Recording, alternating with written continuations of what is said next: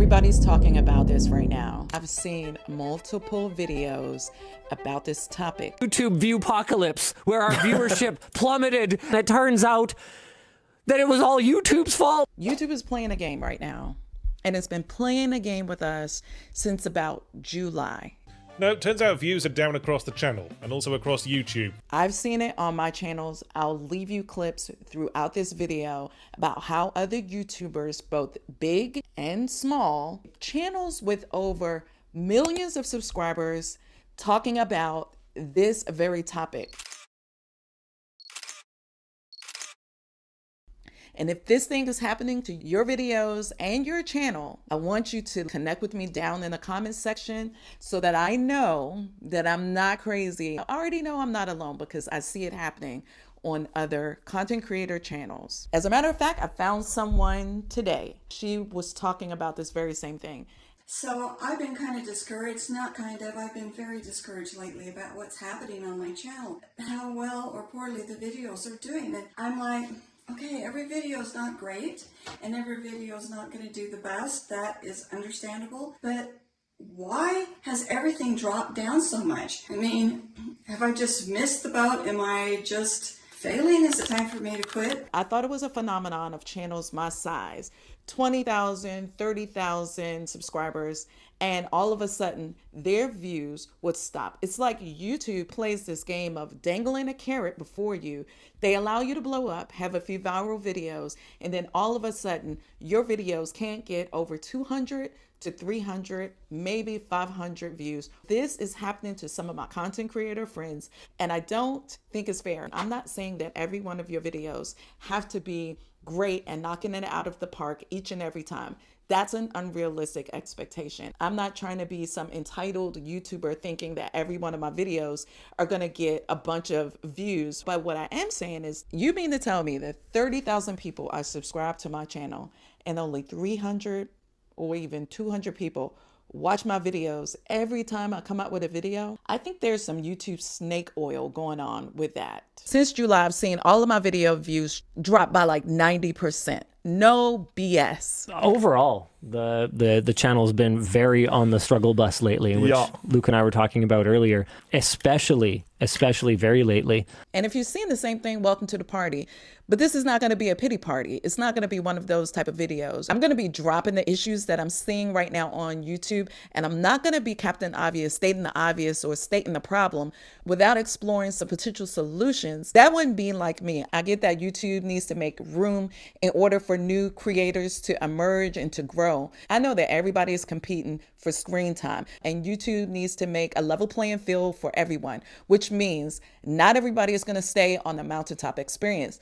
Some people will need to go to the valley and learn some things in the valley while we're down there, because we are out here grinding and trying to grow. And YouTube needs to figure out a more balanced approach to give us all what we believe is fair and not use those snake oil methods for the sake of advertisers' dollars on the back of their creators. Yep, I said it, on our backs. We are out here making this platform do what it do by uploading millions of videos every single day on this platform. And I think YouTube needs to have a more fair approach when it comes to rewarding us content creators. And today I'm going to be sharing some other videos from some other content creators so that I can share with you that this is not just happening to maybe you and your channel, it's happening to a lot of channels out here on YouTube. If all these issues on YouTube are stressing you out, and if they're leaving you feeling like you want to give up, you got anxiety, you got burnout, it's even making you question if you really want to be a content creator, especially if it's got you angry. You're definitely going to want to listen to what I have to share with you and what solutions we may have as content creators. As part-time content creators, we got a lot on our plate sometimes, whether it's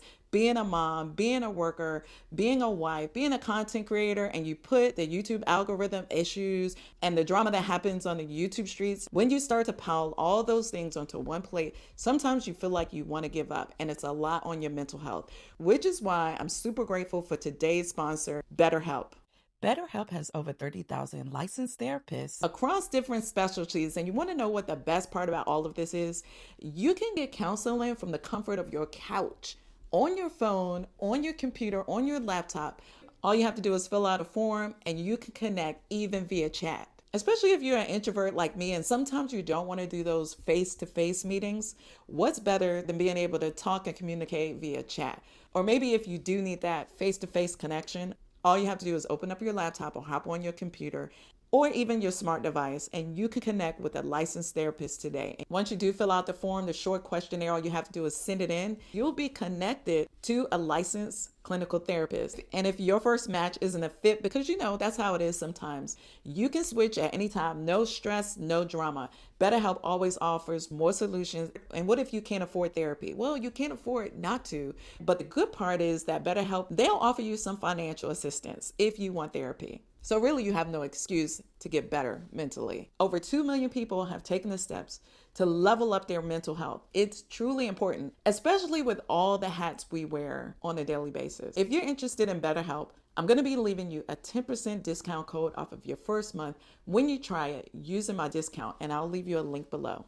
Because mental health matters more than a YouTube hustle does. And today I'm going to be talking to you about the 3 major issues that I'm seeing happening on YouTube right now. Issue number 1 is this: AI is running our homepages. And we all know, if you've ever used AI, Chatty Cathy, ChatGPT, Gemini, Claude, whatever it is, it always tells you right under the dialog box, AI sometimes makes mistakes and get it wrong. Well, I'm gonna tell you this: the AI YouTube algorithm is getting this one majorly wrong. Yes, although we are training the AI algorithm, especially if you check that dialog box right in YouTube, which I did not, we are training YouTube on how to treat us, honey. And if you're getting treated poorly, you may want to reconsider the box that you checked. But truth be told, and here's the real, I didn't even check the box. And my channel and other channels are being affected by this AI algorithm when it comes to you and your homepage. How many times have you looked at your homepage and realized, I didn't ever look at content like this, so why is it showing up on my homepage? Has that ever happened to you? It's happened to me many times. I don't watch a bunch of shorts. If I want to see short form content, I look at Instagram or TikTok, which I don't have that kind of time and I don't like doom scrolling. Why does YouTube keep showing me shorts on my homepage? And I'll tell you the reason why. YouTube gets paid more money and pays us content creators less money when we create shorts. Just ask any shorts channel or ask them to show you their revenue. And this is how you train the YouTube algorithm when it comes to your homepage. When you're liking a particular type of videos, when you're liking and sharing, or when you're subscribing, that's how you are training the YouTube algorithm to what you like to show up on your homepage. Here's what you can do. Instead of fighting with it, I want you to train it. I want you to make sure that you package your videos for the homepage itself. I want you to use some clickable thumbnails. Make sure you're using trending or bold ideas that people aren't searching for. Because we know if nobody's searching for it, it's going to be hard for the YouTube AI to pick up your video. Even though some gurus might say searchable videos is no longer a strategy, I beg to differ, because even when I'm not getting views for one reason or the other, I'm still going to be able to pick up some views if I craft my videos for search. How do you make sure you're going to at least get some views from search? Here's the answer for that. Make sure that your title is SEO and AI optimized. Make sure you have prominent keywords that people might be searching for, and that you have those keywords in your title, in your description, in your tags, and in your hashtags. Even if people are not interested in your thumbnail, at least your video might come up on someone's homepage because they're looking for those keywords that might be in your title. I want you to make sure you do your pinned comments and your playlists. YouTube sees binge patterns when it comes to your content. Another way for you to train the YouTube AI algorithm is for you to monitor your own homepage with every like, every click, every sub. Just remember, even the AI admits that it gets some things wrong, but it's your job to do your job, which is to train the algorithm to what you actually like. Every time that YouTube comes out with some new widget or some new gimmick like hype or auto dubbing, doesn't mean that it's going to be good for you and your channel. And this is what I want to talk about in issue number 2, auto dubbing. I realized when I turned on auto dubbing back when it was offered to me, I noticed that my views started to pick up. And then all of a sudden, after 2 weeks to 30 days, my views began to plummet. I don't know if that was strictly because people were outside for the summer, or that my videos were being auto-dubbed, and not auto-dubbed in a really good way.